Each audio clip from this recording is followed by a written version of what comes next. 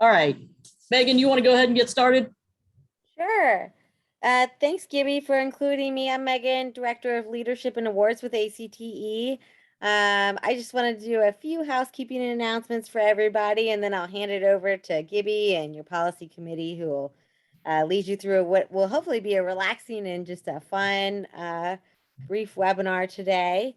So just a few things is we have a bunch of other upcoming webinars that we want to encourage you to consider either joining us for or encouraging some of your state or division members or school to attend. They're open to members and non-members alike. We're continuously adding more content, and you can register for them all right here. Then also, these are open to members and non-members alike. I think most of you all are members here, but just in case, we'll do a membership plug. If you aren't a member of ACT, we want you to be. So you can join right here, or you can message me in the chat and I can put you in contact with our director of membership. And with that, that's all I really had today, Gibby. So I'll hand it over to you and your great event today. So thanks for including me. Excellent. Thanks very much, Megan. I want to welcome everybody. And of course, if you are not a member of ACTE, or if you are a member of ACTE and not a member of the Counseling Career Development Division yet, I want to make sure that you do that. I'm super excited about this. This was an idea that our policy committee came up with. I think it's a little bit different than a lot of professional development, but I just want to give people a chance to be able to share ideas and meet other people. So let me share my screen because, I'm going to have to do that. And let me pick the right one. There we go. And I need to say that if you hear strange noises in the background, this is actually my spring break, and I'm sitting poolside at a friend's house in Tampa, and there's a road probably about 100 yards from me that sometimes has loud trucks or sirens going on it. So I apologize for background noise, but my headset was not working, and it was more important for me to be able to talk and listen than it was to just blank out the background noise. All right, so this is recess. We want to give people a chance to relax, exchange, connect, explore, and share, or just sit and listen. One of the things that came out in the pandemic in our Virginia School Counselor Association was they had a concept. It was called Wind Down Wednesdays, and it was WINE, but we were all in the same time zone, and it was held in the evening. But it was a chance to just get together and have conversations around subjects that we all want to hear about or talk about, or just get connected and do some networking in a virtual space. So we've decided to call it recess because we are across a multitude of time zones. We're going from the East Coast all the way to Alaska. And I want to make sure everybody can join no matter what time of day it is in your work environment. Also, over the next few months, I think we're going to try and do these monthly. They're going to be on different days and different times so that it's not always in the middle of the workday for somebody in California, and we can do things later on the East Coast so that some other people can maybe be more near the end of their workday when possible. I want to get my slide to move. There we go. Okay, so the first thing I want to do is we do have some of the Counseling and Career Development Policy Committee members on this call, and I want to make sure they get a chance to briefly introduce themselves. They can let you know where they work and what their role is on the policy committee. And for some, that it's just clearly a member because we want people to be involved. So I'm going to go with order on my screen, and Shelley, you're up. Hello, everyone. My name is Shelley Todd. I'm coming from Arizona, so that earlier time of the day and wonderful weather right now that we're loving. My role on the policy committee is primarily for access and equity. And so I greatly enjoy how counseling is a huge piece of that in every school. and the chance for us to work on that together across the nation through this committee. Excellent. Thank you, Shelley. How about Nora? Microphone. Got it. I know I'm bad at that. Nora Zolwick, Washington State, and it is pretty early in the day for us also. I have been, and I'm willing to help Gibby with whatever she needs, but right now it's professional development. And I gotta say, I love the idea of what we're doing right now, because the 21 people that I have on my screen are people who get what we do. Nobody else gets it. I can explain it forever to others, but unless you are sitting and doing and working with kids the way we do, you're not going to get it. So thank you for getting it. All right, Julia. Had my cursor on a different screen. Hi, I'm Julia Renfro. I work for the Alaska Commission on Post-Secondary Education, and I want to get ideas so that I can turn around and share with the rest of the state and with my partners and at all different levels. Thank you. Esperanza.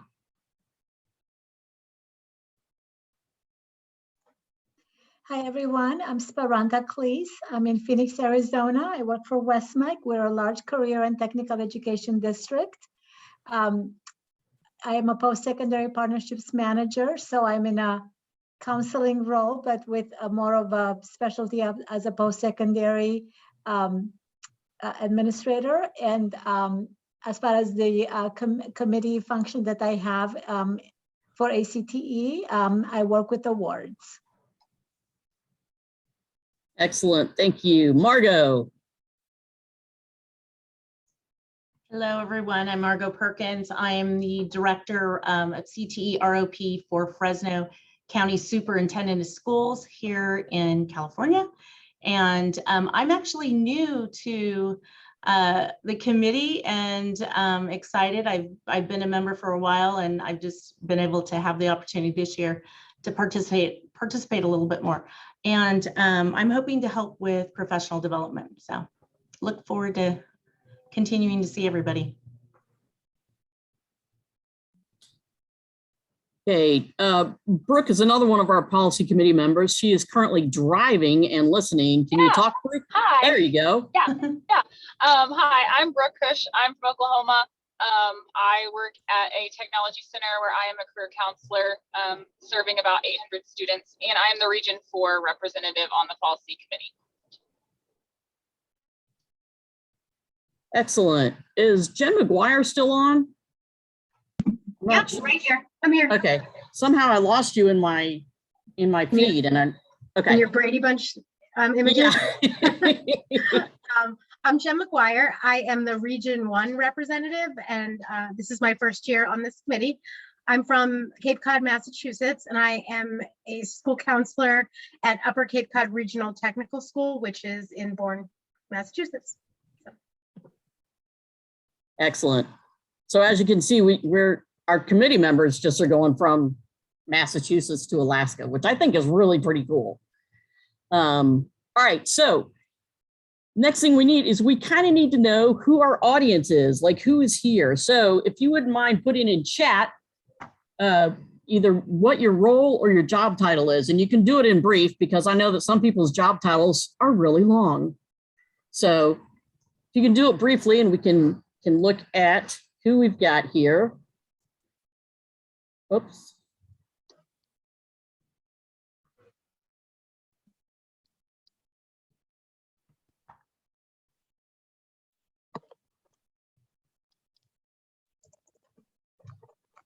All right, college and career readiness, advisory teacher, work-based learning specialist, CTE virtual business teacher, post-secondary partnerships. Excellent. CTE recruiter and retention specialist. All right, so as with a lot of things we do, and this is one of the things that's really kind of cool about our division is, we're all over the place. We have so many different kinds of jobs in our division. So that's what we want to try to do, and Nora and I have been working with a little bit in trying to make sure that as we look towards professional development, we're really covering topics that are of interest either to a broad range of people, or if they're more narrow range, we're going to try to hit a bunch of different professions, I guess. All right, so then my next question is, wait a minute. All right, so why are you here? Do you mostly, and you can type these in chat, and you can either type the word or you can type a letter or whatever makes it easy, because I'm about making things easy. This is recess. So are you here to relax, to exchange ideas, to connect with others, to explore new ideas, to share best practices, or just sit and listen?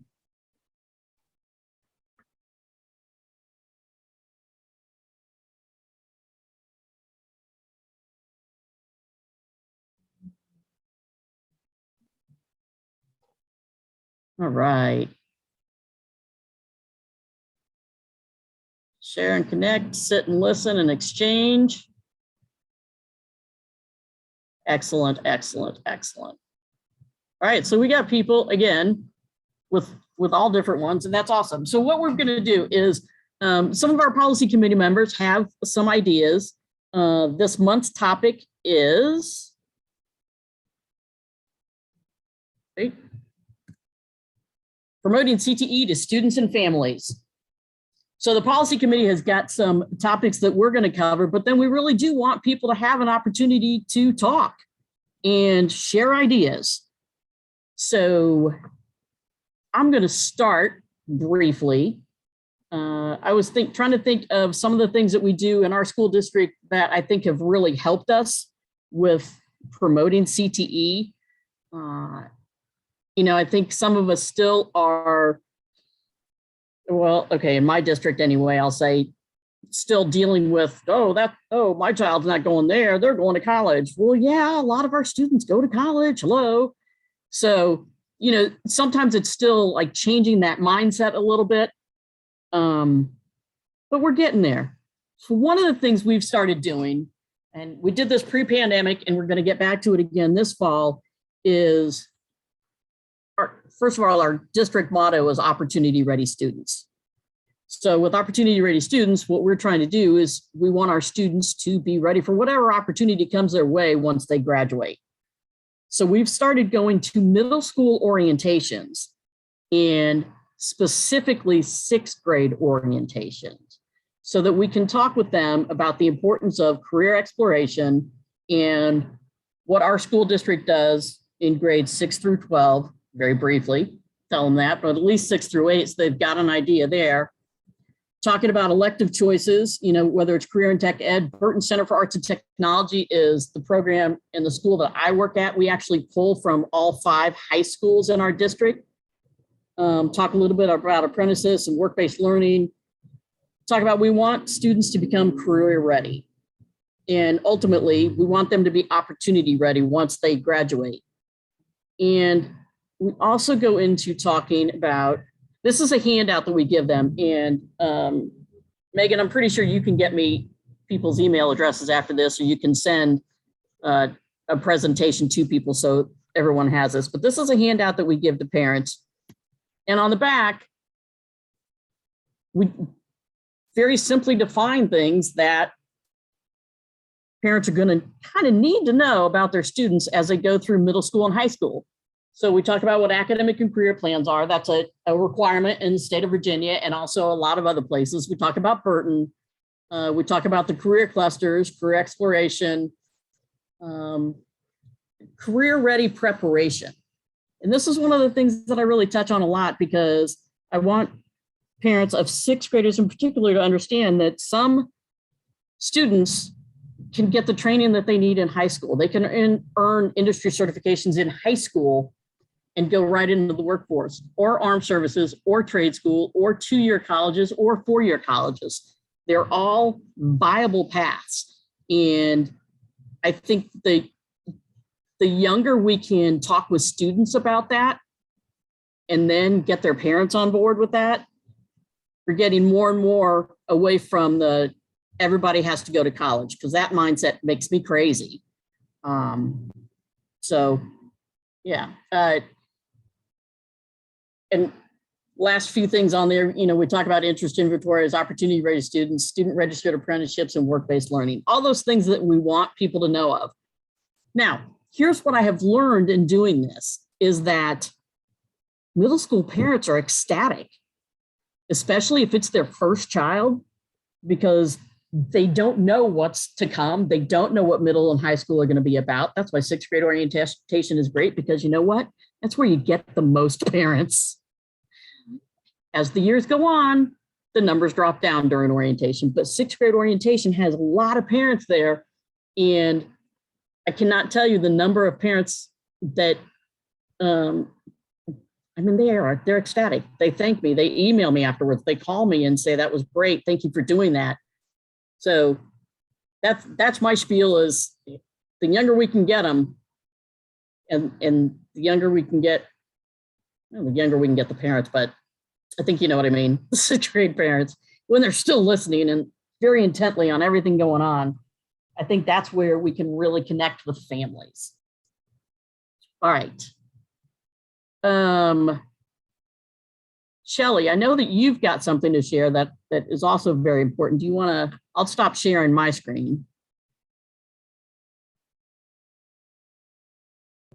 Thank you, Gibby. So I did not prepare a PowerPoint, but just really a chance to kind of chat with everyone. And in CTE, many of us find that we're doing great things, and then sometimes it's good to get our administration to understand all the great things we're doing. And if there's a little push behind that, that helps even more. And so if you're not familiar with Perkins and the requirements under subpopulations, that makes a huge difference for us to be able to really get out and recruit and then retain students of varying groups in order to participate in CTE. We kind of joke in our world, CTE is going to take over the world and that it's good for everybody, which we all know. But our students from the special populations, as defined by Perkins, it's really good for. And there's a whole list of them. I'm not going to bore you with reading a handout for it, but within the Perkins, if you ever get a chance to read it, or I can also send it to Gibby, there's a nice little handout that was summarized about Perkins. It makes it nice and easy from Nate. But it's students with disabilities, people from low income families, single parents, individuals in foster care or who have aged out of foster care, have families in the military and are active duty. There's several different areas, or non-traditional, a male going into a program that's traditionally more female-based. These are all areas that are identified under Perkins that not only do we need to make sure we're doing outreach and engaging them and recruiting them into our programs, but we're doing great things to retain them. And we're having to take a look at the equity gap and achievement gap in those things. And so as counselors, we kind of already put the big hug around everyone and get all these groups in here. But when you can have Perkins in your back pocket to talk to your administration and also get the financial support that goes behind Perkins a little bit to talk about some of these different things we can be doing to make sure that we're able to advertise CTE and then help strategies to support the students in there. And so I have found that that is a really nice tool to get individuals in. And then once they get into CTE, they fall in love and they stay and they do great things. And then the powerful thing about CTE and about working with students is that word of mouth is one of the most popular and effective recruitment strategies you've got.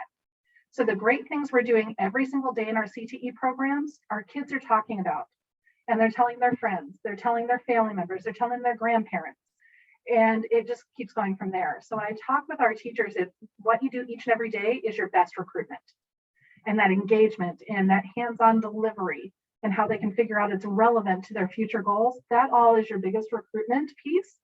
And how you keep them there is those relationships. And as counselors, we know what important that piece is. But when we look at special populations, sometimes we have to think outside of the box a little bit about how we're even getting them through the door. And so some of the things that we've been looking at in not only in our district, but in ACTE's Inclusion, Access, Equity, and Diversity mentorship program is really that focus on how are we marketing? How are we making students comfortable? How are we engaging different families and getting teachers that also represent these things? For our students, really being able to have occupational identity is huge. Can I see myself in that future career? And if no one around them is in a career in the trade area, it's very hard for them to even know that that's an option, let alone envision them there. So being able to use Perkins to be able to advertise some of these things and bring kids and parents onto your campus to do tours or open houses, or go out to the schools that you're promoting to and go into their classrooms, or be at the lunch table or future freshman night. However you can get, again, younger is better, to get them excited early on to sample some of those things and then just catch the bug and really want to be with us. Have been the things that we find.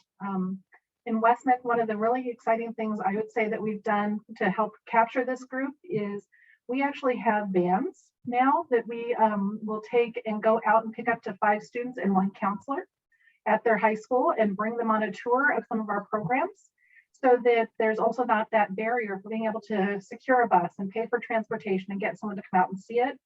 But when they can come out to a program, the light bulb goes on, their jaws drop when they see the places that they'll be learning in. And that's when they truly can see themselves in a career. And some of our students in the special populations list have a lesser opportunity to be able to come one afternoon or an evening to an open house to tour it with their family. So everything we can do to get them into our buildings is, I think, one of the biggest things to catch them. And then we keep them by the great stuff we do. Excellent. Thank you very much, Shelley. What I'm going to do is I'm going to ask people to put their name in the chat if they have something they want to share, while I briefly piggyback off something Shelley just said. Man, the in-person tours are so incredibly important. If you can get students on your campus to actually see what is going on. One of the things we learned this year, we normally do 8th grade tours with all the students in our school district. And for our current 9th graders, we did not do those tours. And some of the students that we selected, we actually have an application and an interview process. Some of the students we selected just through talking with them, and they were all virtual interviews a year ago. But our student selection this year was not as accurate as it had been. And we're hoping that this next year it is, because we didn't do the tours, but we did have an open house and had a lot of students come on campus and see things. So, you know, if a student gets into a welding class and this is, I'm thinking of one particular kid, like he got in there and he's like, man, this is not what I thought it was going to be. So being able to get students on campus to actually physically see what's going on is much more, I think, productive than videos, although we got some great videos going on. All right, so next up. Can I make one comment that I forgot to mention? Yes. Is I think we're going to get some wonderful strategies from people to share, which is the whole goal of today as I see it. One of the things I'd recommend is, before you do things that might have weighted enrollment or bonus points for non-traditional or something under special populations, it's really important to talk with your legal counsel, because each state has different rules as to whether that's allowed or if that's considered discriminatory. And since, as Gibby mentioned at the beginning, we're covering the entire country, we can't give you guidance in today's session about if your state or your district would allow that. So if you're looking at some of that specific enrollment targeted to non-traditional or things of that nature, that's a really good thing to run past legal. Just make sure you've got all your T's crossed and dots on your I's to make sure you're in good standing for that. Sorry. Excellent. Thanks, Shelley. No, you're good. All right, Nora, you're up. Awesome. I just wanted to follow up on what Shelley was saying about relationships. When you talk about marketing programs, your best marketers are the kids sitting in those programs right now. We're at a skill center, so our audience clears out at the end of every year and we start all over in general. And when they go back to their sending schools, they either say they're having a blast or it sucks. So just know you want to go out of your way, which I think most of us would anyway, because we're those type of people that just love what we do and want to be here with the kids. They need to know that you're here for them. And it's okay to be really genuine and just have some fun with them. Can I share, Gibby, can I share my screen? Or do you have the ability to let me do that? I do. Oh, Megan, I should have known. Sorry. Megan's really in charge. She's always got the power. We trust her with that. We know it'll be right. Okay, you should have the power now. Sorry. We're Okay, just a only little need for a sec. cautious. So can you see my kids? Or are you looking at a dog? Well, it's kids. It's kids, because the other screen I got multiple monitors is our dog. We decided that we were going to have a week where everyone wore their Crocs, because somehow Crocs are trending among kids of this age. I'd never had a pair, but you know, you start doing it, you go out and buy some Crocs, right? So I have a couple of pair, and we had kids who haven't spoken to us, I mean, really taken the time all year to stop and look at our Crocs, and they all wanted pictures. What do your Crocs look like? Where'd you get them? This is so cool. Can we do this sort of thing? We had a young man. I will stop sharing. We had a young man who came over. He's like, but I don't have Crocs. So we said, fine. Get in here and we'll take your picture without the Crocs. And he loved it because that was it. And we had them all line up. And everything we did, we put on Twitter under the West Sound Tech site and on Facebook. And we have had kids all week playing Crocs with us. And then they go back to their sending school and tell them, oh my gosh, this is so fun. It takes very little time, little bit of effort, and you get to have these conversations. The other thing that we like to do, because you want to engage the families, right? You want to engage the kids, but the families also. At the end of every semester, every program picks a couple of kids that are their top students of the semester, right? So we went and had this made. A West Sound Tech outstanding student lives here, and it's a yard sign. And during COVID, we ran around and put it in their yard. Now that we're back in class, we took it, handed to them, took pictures, everybody applauded. But that family is so proud and so delighted, and that was not that expensive, and you celebrate with your kids and with their families. We also have career fairs and invite them in. We do every possible thing we can think of to engage with kids, engage with families. If I have a positive interaction with a student during the day, I will call home and say, your child is amazing. I just had the best conversation. You are doing a marvelous job. And parents cry because if the school calls, it's not because they're being awesome. So, Yeah.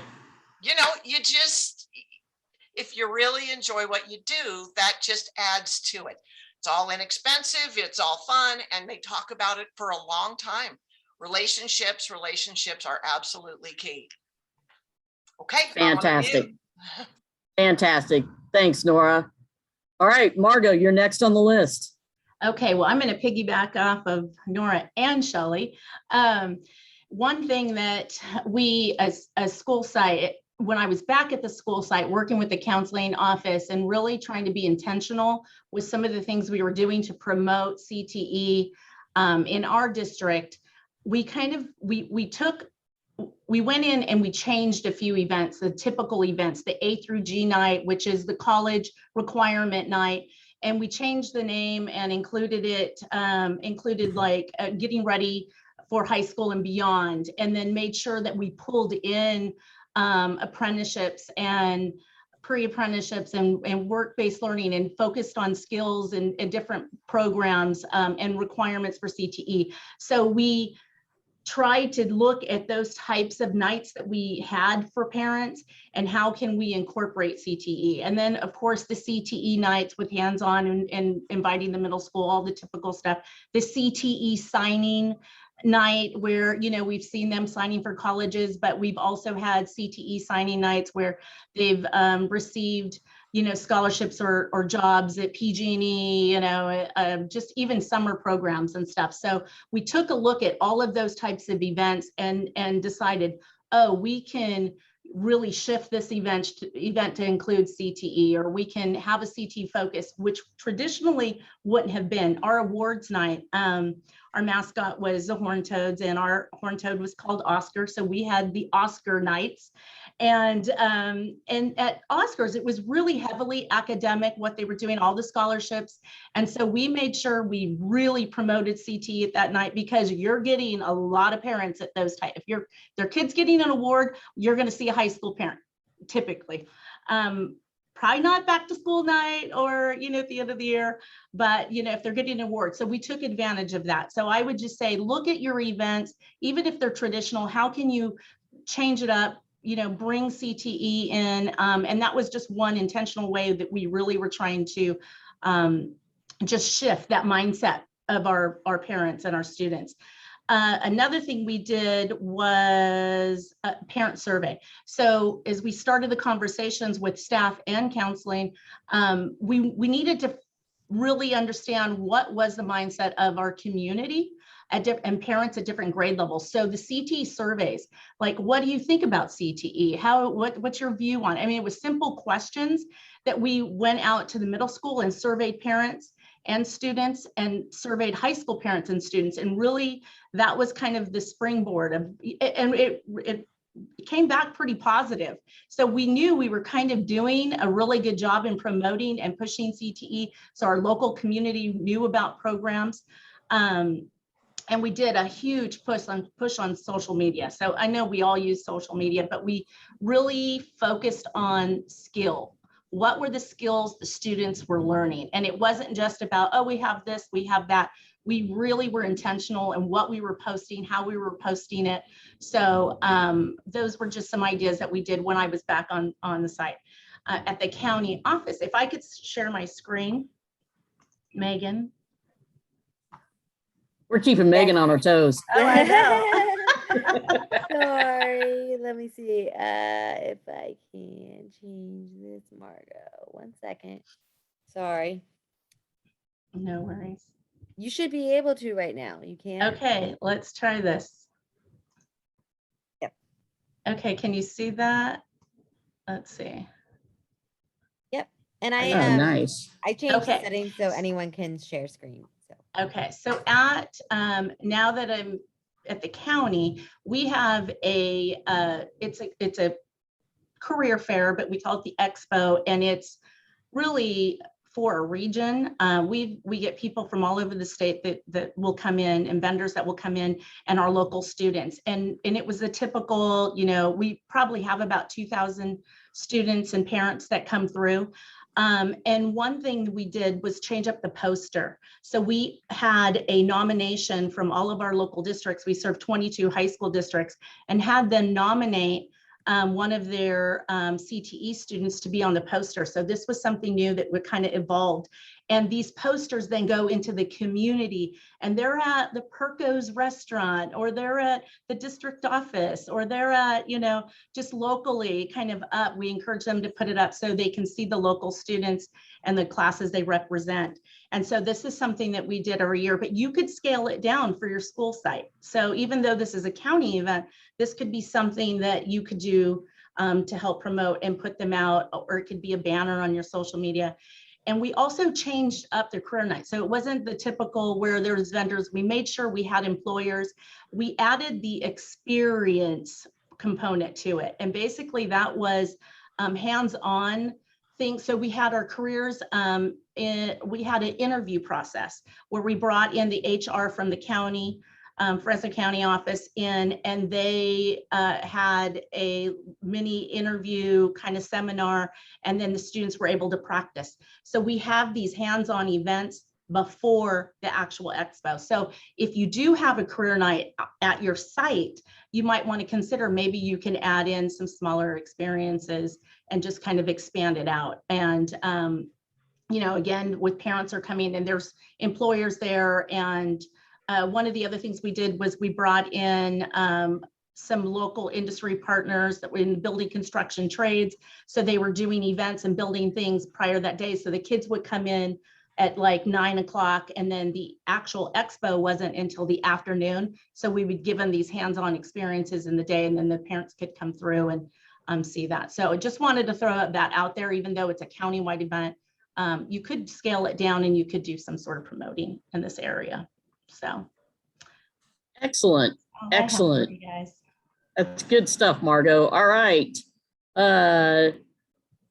Stop You sharing. can Let me see. stop if I- sharing. There you go. Yeah. All right. And Tanya Tracy. Let me see if I Tanya can Tracy, you figure are this up, out here. and Esperanza, you're on deck. Thank you. So one of the things that we have been working on this year is something a little bit different and unique. My job is a CTE Transition Coordinator, so I'm working with early college to help our high school students transition from those CTE high school classes to the college. But I also, as a background, have my CNA. So this year, I've kind of been partnering with our one of our CNA high school programs and going into the high school classroom once a week and kind of being like a cheerleader. So I do two things. One, I help the CNA instructor with logistics for the dual credit pieces and connecting those students to our CTE programs at the college. So every once in a while I get to share about, okay, here's our Surge Tech program, here's our medical assisting program, here's our RN program. But it also gives me a chance to go in there and do one-on-one personalized advising with them. So as those students are going through that CTE class, or the CNA in particular, I'm able to sit down with those students and say, what are your long-term goals? How much high school do you still have left? And here are some really good classes for you to choose from to help you be able to get a jump start into those CTE programs at the college.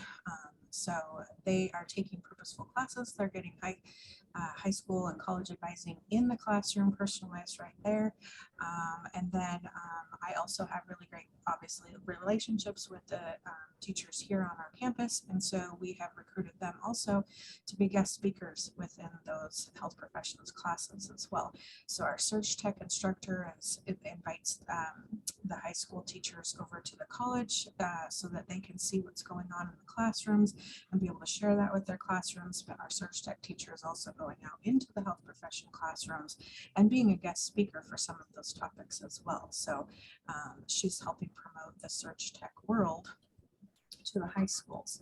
The same thing with our medical assistant instructor. She will invite her, anybody that's in the health professions area in our, so we work with 9 counties, or 10 counties, and we just invite anybody who's healthcare teaching and say, you know, come see what we're doing. And then if you want a guest speaker, we'll come out to your high school and we'll share with you as well. And we have created some really great partnerships. So that's one of the big things that we're doing, is just back and forth collaborations. They have technical advisory committees. We go out there and be on their advisory committees. And so anything that we can do to partner up and help and support those high school teachers is really important to us. Excellent. Very good. Sounds like you're doing some good things there, Tanya. That's great. Next thing we need to do is, you know, get you involved in our committee. It's really great, really great relationships with the kids. Excellent. Excellent. All right. Esperanza, you're up. Thank you. So I'm really glad that I'm following Tanya, because my initiative, just a new strategy that I'm doing this year is along the lines of Tanya. So to add value to our CTE programs and the way that they are perceived in our community, we're doing something new this year. And this is also possible through a partnership with AmeriCorps. So I don't know if you all have AmeriCorps in your communities. I'm sure you do. It's a nationwide initiative, but through some COVID relief funds, we're able to have an AmeriCorps member, service member on our in our student services department this year for the first time ever. So she's full-time with us. It's wonderful. If you guys, I would advise every one of you to look into this if you haven't already, or if you've never participated. So through this added benefit of having this AmeriCorps service member with us, she wanted to leave like a legacy project behind, because she's only with us for a year. So so we determined that, you know, like our families choose CTE. So because we're an area career and technical education center. So they choose us, we're a district. But oftentimes what they don't know is that our programs have such a rich dual and concurrent enrollment, articulated credits, PLA, prior learning assessment. There are such robust post-secondary opportunities, but they choose to, they come to us because they want to be, say, an auto mechanic. So they're kind of focused on that, which is fantastic. It's great. But do they also know all the other opportunities that come with that? So through the help of our AmeriCorps service member, we are designing right now, we're in the midst of this, designing a campaign, a very robust drip campaign, we call it, to students and parents incoming to educate them about specifically post-secondary opportunities so that they can jump into those day one if they wish, really to be very well educated. Because oftentimes if a student doesn't know, doesn't fully comprehend, or a family doesn't fully comprehend this day one, and if they kind of sit out, then they can't complete that whole sequence later on. So our programs generally are 2 years in length. So we hate for someone to miss that opportunity because they couldn't really understand or it was too late. So this is what we are doing to really, provide that value. Not only can you be an auto mechanic, but if you participate in this post-secondary opportunity, you can train to become a dealership auto mechanic, to become specialized, to become a Ford mechanic. You can make this much more money by participating in this special program that we offer you. So we're designing something that's very catchy, very pleasing to the eye, very bulleted. So we really hope that this is going to provide our community just so much more understanding and visibility for our CTE programs. And by the way, Excellent. speaking on post-secondary, I was so excited. I got this email from a CTE. I've never seen this before. It's called Post-Secondary CTE Convening in October. So all of you, I know some of you here are in the post-secondary world, so I hope you all got this email. It came on March 22nd. So I plan to go to this. I'm so excited. Post-secondary CTE convening. So my fellow post-secondary folks in this call, maybe we can see each other then. Excellent. Thank you very, very much for sharing. Everybody, we've just blown through 45 minutes, which is, I think, what most webinars are, is about 45 minutes. I got to add something about post-secondary. This is something that came out of the National Policy Seminar, and something that has been worked on, and it seems like we keep inching closer and closer, is working towards Pell Grants. Students who are going for shorter term training to be able to obtain Pell Grants to help pay for those. So not necessarily a 2-year or 4-year, but if they're going to, a 16-week training, it's still a post-secondary opportunity. So we're still working on getting to the point where Pell Grants can work for those, which I just think is super, super exciting. All right.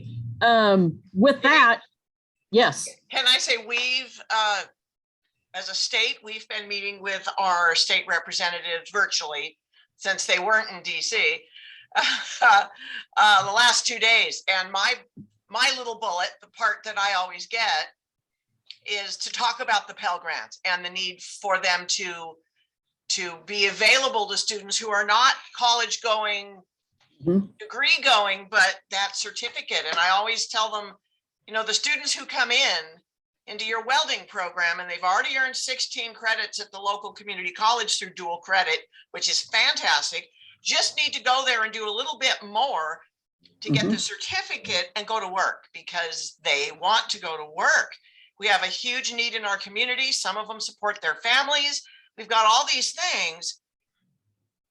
And if you really want to do what's right for the kid, it doesn't mean they won't come back and finish college and get an AA or whatever, a technical degree later.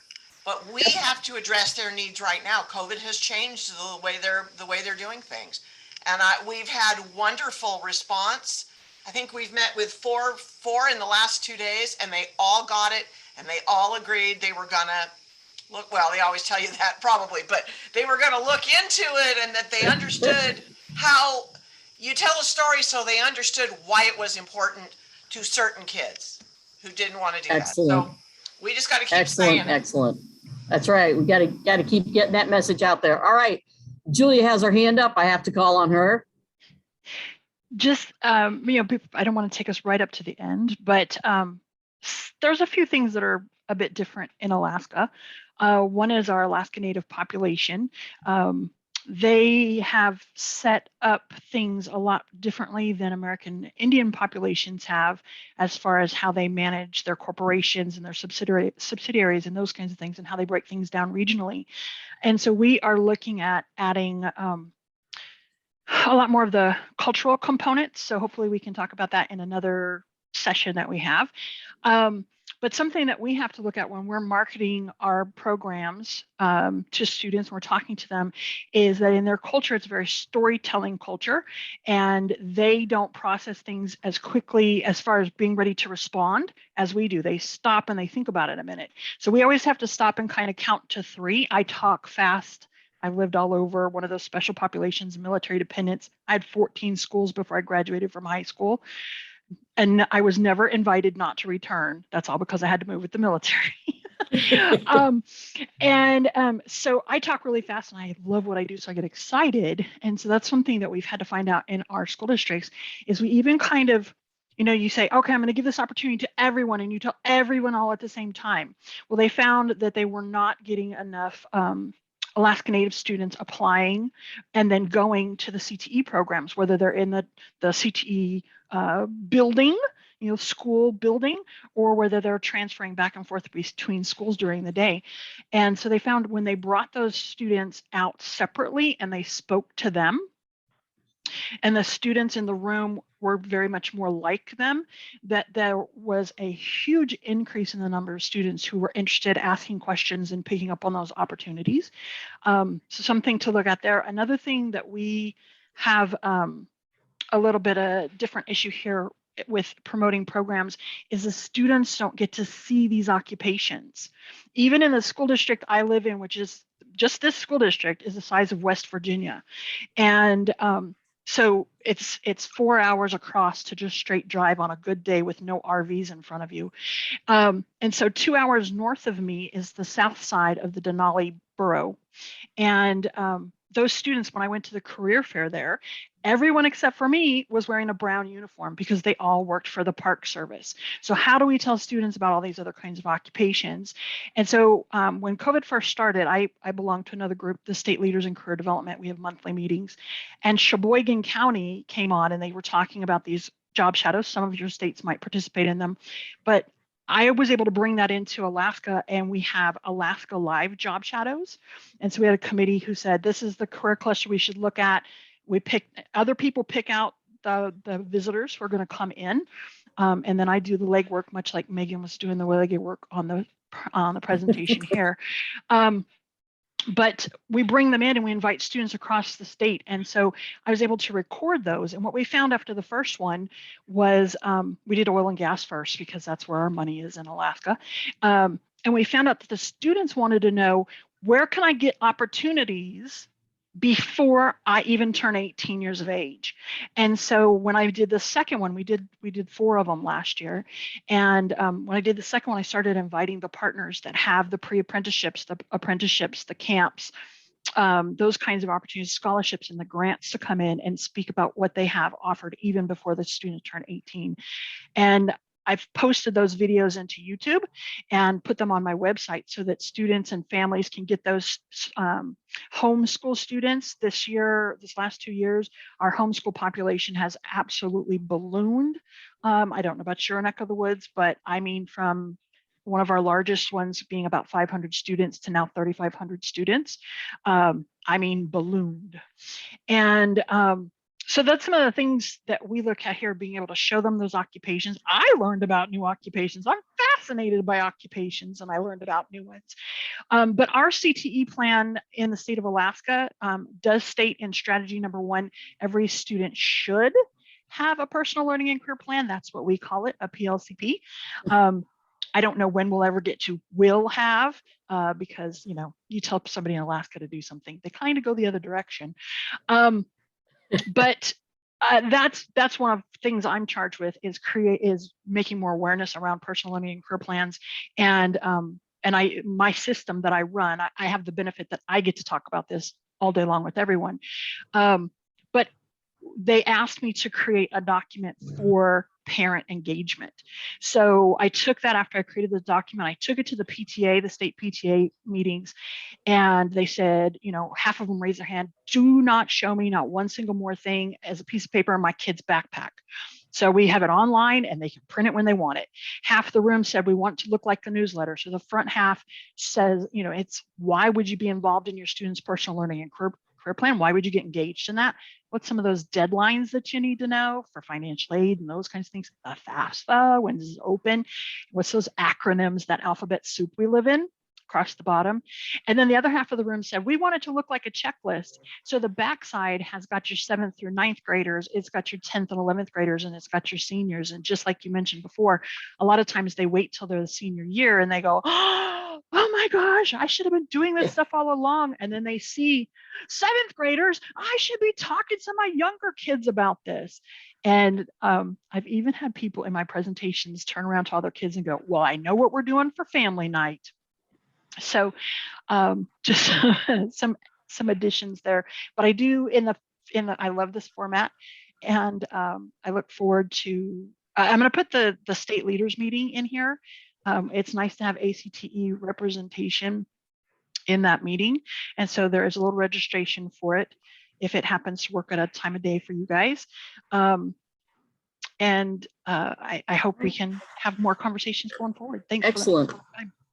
Excellent. Thank you. Thank you. Hey, we're at almost an hour. I really hope you all got something from this. I know I did. I was also typing a list of some of the ideas that came up so that I could share those with people. A couple of times, though, I got really enthralled with what people were saying and forgot to write some things down. So I apologize for that. But it is recorded. It will be on the ACTE website. And I also put in, Shelley put a link in, well, Shelley's put a couple links in there now that are good. Julia put in the thing for state leaders, and my address is in there, or you can get my address. If you've got a topic you want to see covered in a recess, then send it to me. Let's do it. And make sure people know about this. It's a simple PD. We want people to share ideas, and thank you all very much for coming. And thank you, Megan, for always taking the time to be here for us. Happy to be here, and I'll see everyone next month. All right. Thanks, Megan. Bye, Gibby.